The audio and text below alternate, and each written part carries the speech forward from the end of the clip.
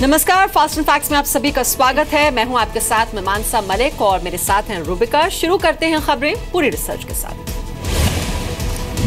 Kulbhushan Jadhav case में पाकिस्तान के वकील खैबर कुरैशी और कांग्रेस पार्टी के कनेक्शंस पर जी न्यूज ने बड़ा खुलासा किया है। जिस दाभोल केस को लेकर पाकिस्तान मूल के खैबर कुरैशी को भारत ने नियुक्त किया था, उस केस की पैरवी के लिए नए वकीलों की टीम यूपीए सरकार बनने के कुछ दिनों के भीतर ही बनाई गई थी। बीजेपी ने कांग्रेस और यूपीए सरकार की नीतियों पर सवाल उठाए हैं। मनमोहन सिंह की सरकार एक पाकिस्तानी ओरिजिन के लॉयर को भारत के तरफ से दलील प्रस्तुत करने के लिए रखा गया। वो पाकिस्तानी लॉयर और कोई नहीं बल्कि खैबर कुरैशी हैं, जो कुलभूषण जाधव की केस में करोड़ों रुपया लेकर के पाकिस्तान के तरफ से अपना केस प्रस्तुत किया था। हम सवाल पूछना चाहते हैं कांग्रेस पार्टी से, क्या आपको पाकिस्तान ऐसा क्यों अच्छा लगता है? जी मीडिया के खुलासे के बाद देश भर में हड़कंप मच गया है। एक्सपर्ट्स ने भी मामले को संवेदनशील बताया है और जेडीयू का भी मानना है कि इस तरह पहले कभी पाकिस्तानी वकील को नहीं चुना गया। कांग्रेस ने मामले की सरकार को जानकारी नहीं होने की दलील दी है। वकील ऐसा हो जो भारत के हितों की रक्षा करे और है जैसी किसी अदालत में भारत में जीता। मैं मानता हूं कि यूपीए के पास अपने लॉयर्स थे, कपिल सिब्बल थे, सिंह भी, ये सब जा सकते थे। कांग्रेस को ये थोड़ी मालूम था कि कब कौन किसका वकील हो जाएगा। ये तो एजेंसीज तय करती हैं, जब इंटरनेशनल बड़े वकील होते हैं। ये जानते हुए कि दाभोल केस बेहद संवेदनशील मसला है और इस प्रोजेक्ट को हरी झंडी दिलाने के लिए अमेरिका लॉबिंग कर रहा है, इस मामले पर तत्कालीन यूपीए सरकार ने कोई जानकारी देना भी मुनासिब नहीं समझा। साल 2004 में यूपीए सरकार ने इंटरनेशनल कोर्ट ऑफ आर्बिट्रेशन में भारत का पक्ष रखने के लिए खैबर कुरैशी को वकील चुना था। साल 2004 में दाभोल परियोजना में एनरॉन कंपनी ने भारत सरकार पर 38,000 करोड़ का केस किया था। इस केस में खैबर कुरैशी ने आईसीए में भारत का पक्ष रखा था। लॉ फर्म फॉक्स मंडल की सलाह पर पाकिस्तानी मूल के वकील खैबर कुरैशी को यूपीए सरकार ने नियुक्त किया था। पाकिस्तानी मूल के वकील खैबर कुरैशी की वकालत के बावजूद भारत आईसीए में एनरॉन कंपनी के खिलाफ केस हारा था।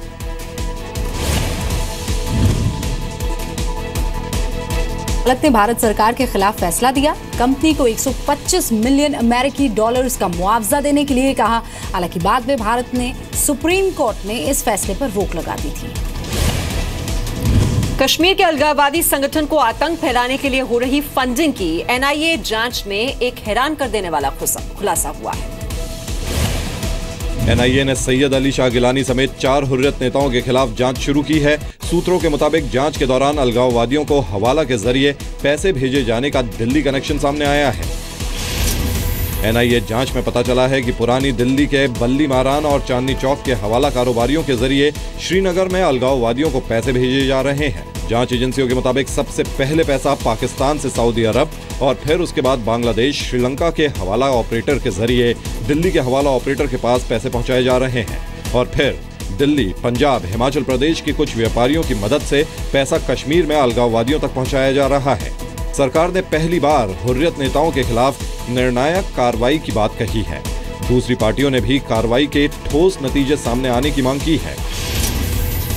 पहली बार कहीं लगने लगा कि निर्णायक कार्रवाई प्रारंभ की गई है और साथ ही साथ कश्मीर का युवा अब जागरूक हो चुका है। वहाँ का आम इंसान वो समझने लगा है कि जब अपने लिए इन्होंने हर प्रकार की सुख सुविधा की व्यवस्था की हुई है। सवाल यहाँ तो रिजल्ट न चाहिए, यहाँ तो रिजल्ट नहीं आ रहा है। बातें तो की जा रही है, जांच होगा और क्या होगा, नतीजा क्या निकल रहा है। केवल जन आक्रोश को शांत करने के लिए इसका प्रचार किया जाता है या फिर सच में कार्रवाई करने की कोई मंशा है। रक्षा विशेषज्ञों ने भी हुर्रियत नेताओं के खिलाफ जांच का स्वागत किया है।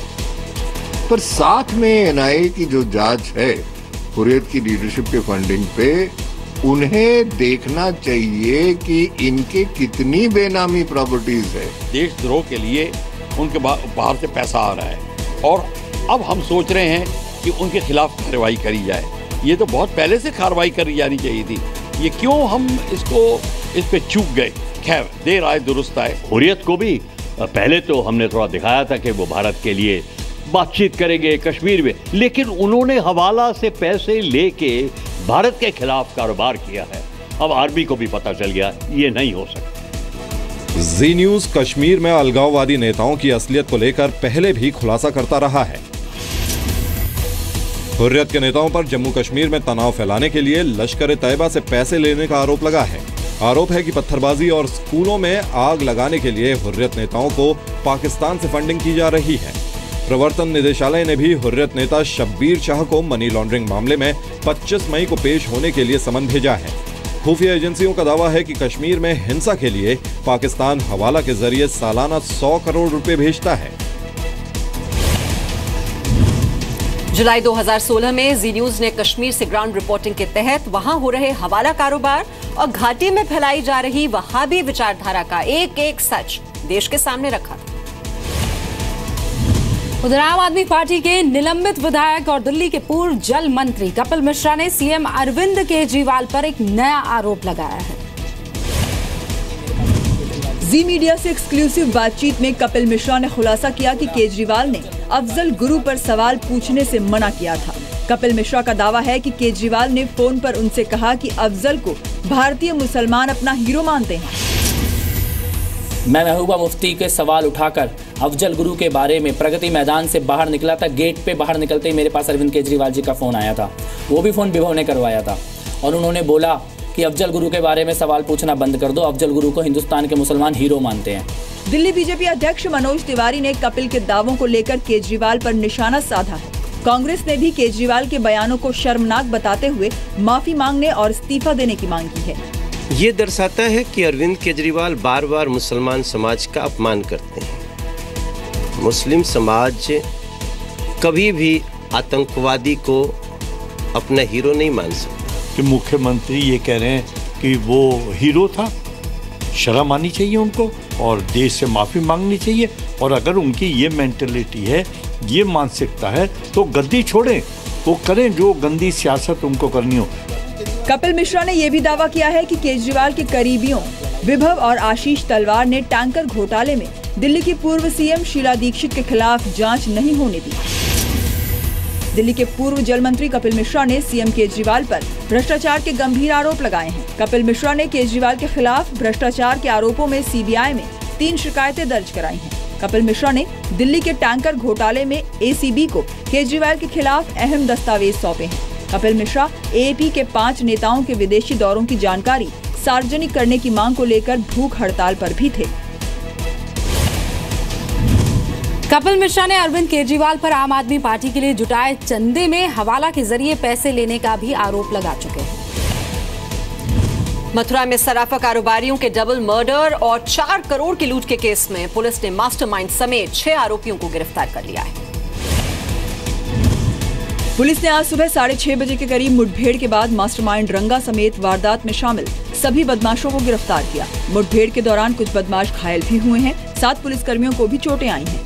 आरोपियों के पास से लूट का माल भी बरामद किया गया है। आरोपियों को वारदात वाली जगह से महज 500 मीटर की दूरी पर रत्नकुंड इलाके से दबोचा गया। आज सुबह बदमाशों से मुठभेड़ हो गई है, जिसमें हमने पूरी घटना में जो शामिल जितने बदमाश थे सारे बदमाशों को पकड़ लिया है और उसमें कुछ हमारे पुलिस वाले घायल हैं, 2 बदमाश घायल हैं। पुलिस ने अपराधियों को गिरफ्तार किया है। कुछ हमारे कप्तान से बात हुई तो उन्होंने कुछ बरामद भी हुआ है और आगे भी इसमें अभी इन्वेस्टिगेशन चल रहा है। लेकिन मुख्यमंत्री जी का संकल्प है कि हम उत्तर प्रदेश से अपराध को समूल नष्ट करेंगे।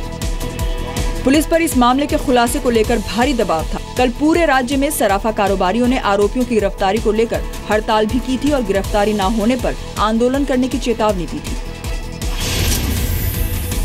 15 मई की रात 8 नकाबपोश बदमाशों ने सराफा व्यापारी ध्रुव अग्रवाल की दुकान में फायरिंग कर करीब 4 करोड़ रुपए की ज्वेलरी लूट ली थी। सीएम योगी आदित्यनाथ ने मामले पर नाराजगी जताते हुए यूपी के डीजीपी से खुद मथुरा जाकर मामले की जांच का आदेश दिया था। लापरवाही बरतने के आरोप में 5 पुलिस वालों को निलंबित भी किया गया था। पुलिस ने इस मामले में 20 लोगों को हिरासत में लिया था। उनसे पूछताछ और सीसीटीवी फुटेज की मदद से बदमाशों की पहचान की गई। गिरफ्तार किए गए बदमाशों के नाम रंगा, नीरज, आयुष, आदित्य चीना और छोटू हैं, जिनमें 3 सगे भाई हैं।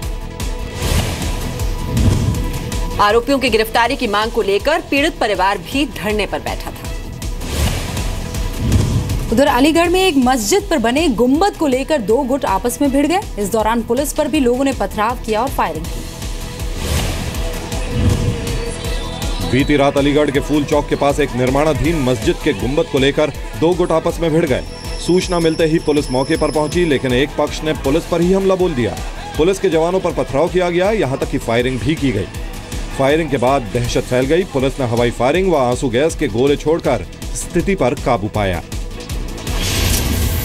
एक छोटी मस्जिद के अंदर कार्य हो रहा है, उसको तोड़ने को लेकर कुछ अफवाह वगैरह फैली गई थी। इसी के लिए चलते कुछ जगहों पे मतलब जो है ये पथराव वगैरह यहाँ पे हुआ है, लेकिन फोर्स वगैरह पर्याप्त मात्रा में हम लोगों ने यहाँ पे बुला ली। यहाँ के स्थानीय लोगों से बात हुई है, उनका सबका सहयोग और कोऑपरेशन हमको प्राप्त है।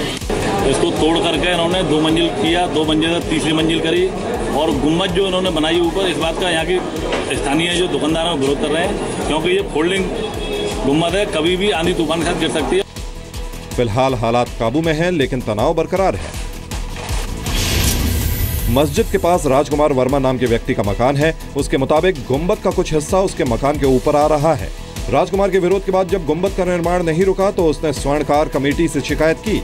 शाम को सर्राफा व्यवसायियों के साथ कई लोग मौके पर जमा हो गए, जिसके बाद विवाद बढ़ गया। बीजेपी विधायक संजीव राजा ने पुलिस को विवादित निर्माण हटाने का अल्टीमेटम दिया था। उत्तराखंड में लैंडस्लाइड के बाद बंद हुआ बद्रीनाथ हाईवे खोलने की कोशिशें जारी हैं। फंसे यात्रियों के लिए उत्तराखंड सरकार ने हेल्पलाइन नंबर जारी किए। चमोली में बद्रीनाथ हाईवे पर लैंडस्लाइड के बाद राहत और बचाव का काम जारी है। बीआरओ और अन्य एजेंसियां मलबा हटाने और रास्ता खाली करने में जुटी हैं। लैंडस्लाइड की वजह से यहां अब भी 15,000 यात्री फंसे हैं। गाड़ियों के आने जाने पर लगी रोक की वजह से श्रद्धालुओं ने पैदल यात्रा शुरू कर दी है। जोशीमठ से विष्णुप्रयाग तक 3 किलोमीटर पैदल चलकर श्रद्धालु बद्रीनाथ धाम पहुंचने की कोशिश में लगे हैं। बद्रीनाथ से पैदल मार्ग से लौटे श्रद्धालुओं के लिए भी प्रशासन ने जोशीमठ में रहने की सुविधा मुहैया कराई। 3 जगह पे हम लोगों ने अस्थायी व्यवस्था भी कराई है। जोशीमठ में गुरुद्वारा में, जोशीमठ में एक इंटर कॉलेज है और कर्णप्रयाग में और नगरासू में, ये 4 जगह पे हमने व्यवस्था भी कराई है। तो जो भी यहाँ से लोग जाएंगे उनकी व्यवस्था हम लोगों ने उधर करा दी है। मेरे ख्याल से नंबर्स है जो अलग अलग स्टेशंस में रुके हुए हैं। सो अलग अलग जगह पे लोग रुके हुए हैं जो अपने होटल्स में हैं, अपने गेस्ट हाउसेस में हैं। और यदि मलबा खुलने में थोड़ा समय लगता है तो डिस्ट्रिक्ट एडमिनिस्ट्रेशन अपने द्वारा रिलीफ कैंप्स एवं जो फूड या शेल्टर हमारे लोगों को देना है उसको प्रोवाइड करता है। उत्तराखंड सरकार ने आपदा की जानकारी देने के लिए हेल्पलाइन नंबर जारी किया है। 1070-1077 पर जानकारी हासिल की जा सकती है। कल विष्णुप्रयाग के पास पहाड़ का एक बड़ा हिस्सा सड़क पर आ गिरा, जिसकी वजह से बद्रीनाथ हाईवे बंद है। चमोली में इसी जगह पर साल 2015 में भी लैंडस्लाइड हुआ था, तब भी रास्ता करीब 1 हफ्ते बंद रहा था। झारखंड के जमशेदपुर और सरायकेला में बच्चा चोरी की अफवाह फैलने के बाद भड़की हिंसा थमने का नाम नहीं ले रही। अफवाह के चलते अब तक 7 लोगों की मौत हो चुकी है। हत्या के विरोध में आज जमशेदपुर बंद का ऐलान किया गया है, जिसका असर भी देखने को मिला। सभी दुकानों में ताला लटका है, सड़कों पर गाड़ियां भी नदारद हैं। अफवाह की वजह से हुई हिंसा के विरोध में कई संगठन सड़कों पर उतरे। प्रदर्शन के दौरान आगजनी भी की गई। हालात बेकाबू होता देख पुलिस ने आंसू गैस के गोले दागे और रबर की गोलियां भी चलाई। प्रदर्शनकारियों की ओर से पुलिस पर पथराव किया गया। अफवाह के बाद बेकाबू होते हालात को लेकर प्रशासन ने आपात बैठक बुलाई। लोगों से अफवाह पर ध्यान नहीं देने की अपील की गई। और हमारे पदाधिकारियों से रिक्वेस्ट करते हैं कि वो जनता के बीच अगर कुछ गैप हुआ तो उसकी जल्दी से पूरी करें। तनाव को देखते हुए प्रभावित इलाकों में पुलिस के साथ ही रैपिड एक्शन फोर्स के जवान तैनात किए गए हैं। दरअसल गुरुवार की रात को जमशेदपुर में बच्चों की चोरी की अफवाह के बाद 4 लोगों की पीट कर हत्या कर दी गई। ऐसी ही अफवाह सरायकेला में भी फैली, जहां भीड़ ने 3 लोगों को पीट कर मार डाला।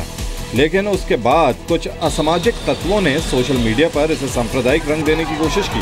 प्रशासन के मुताबिक भी हिंसा को कुछ संगठन सांप्रदायिक रंग देने की साजिश कर रहे हैं। जी न्यूज ने कल भी आपको ये खबर दिखाई थी। ये वारदात पूरी तरह बच्चा चोरी की अफवाह से जुड़ी है। इसे सांप्रदायिक रंग देने की कोशिश सरासर गलत है। जी न्यूज़ भी आपसे अपील करता है कि आप ऐसी अफवाहों पर बिल्कुल भी ध्यान न दें।